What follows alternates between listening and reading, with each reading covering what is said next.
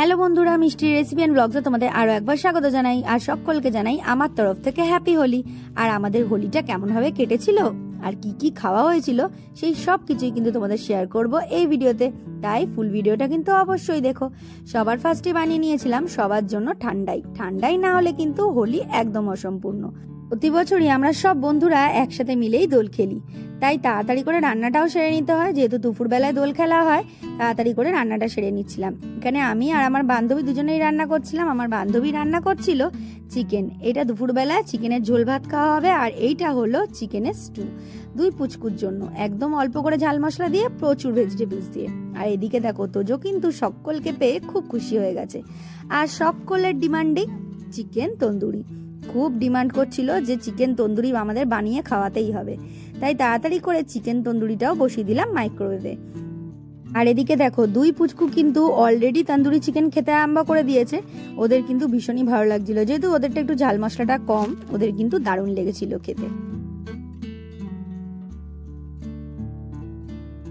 তন্দুরি চিকেনটা মাইক্রোওয়েভ থেকে বার করেই কিছুক্ষণ একটু এপিট ওপিট করে নেবো গ্যাসের ওপরে, যাতে একটা স্মোকি ফ্লেভার আসে, অল্প একটু বাটার দিয়ে। দেখো আমাদের তন্দুরি চিকেন কিন্তু একদম রেডি হয়ে গেছে।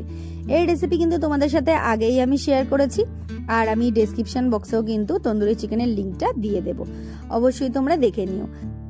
শুরু হয়ে গেল আমাদের দোল খেলা। সবার ফার্স্টে কিন্তু মামা আর তোজো দুজনকে খুব ভালো করে রং মাখিয়ে দিয়েছে। এদের দেখে আমার ছোটবেলার কথা মনে পড়ে গেল।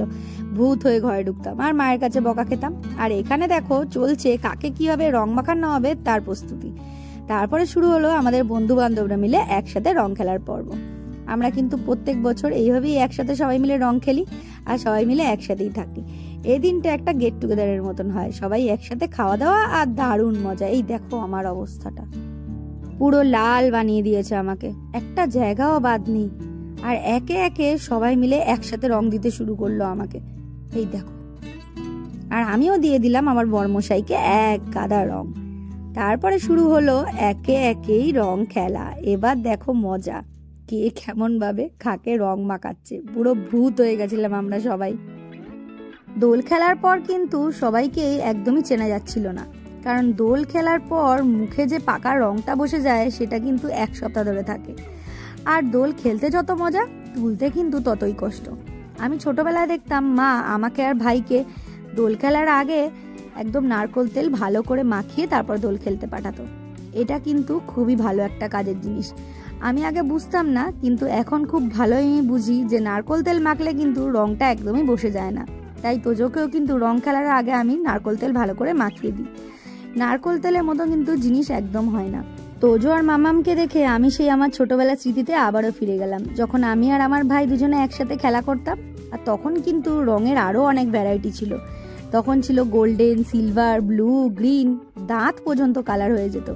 আর এত কালার মেখে যখন বাড়ি ফিরতাম তখন আমার মায়ের মুখটা দেখবার মতন ছিল, খুবই বকা খেতাম।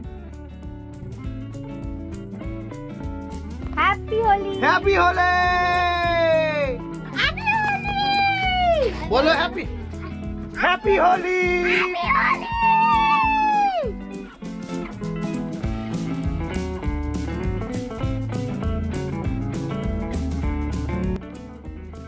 রং খেলা শেষ হওয়াতেই ভীষণ জোর খিদে পেয়ে গেল, তাই দুপুরবেলা তাড়াতাড়ি বসে পড়লাম খেতে।